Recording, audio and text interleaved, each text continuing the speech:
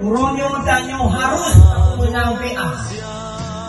Karena PA, Partai Aceh, lahir dari MOU, semangat perdamaian. Ketika perdamaian Aceh diteken, Partai Aceh lah yang meneruskan perjuangan yang belum selesai.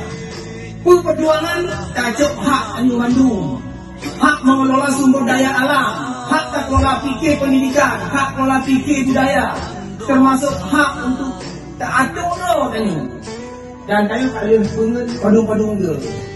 Jamun DITI kali tiga. Teken perjanjian tahun 1962. Tahun 2005 kali buat perjanjian lo. Kamu doang baik ini pungut.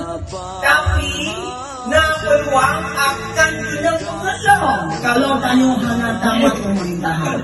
Makanya itu Partai Aceh adalah lahir dari rahim MOU, harus menang dan harus memegang pemerintahan di Aceh. Siap bantu Aceh?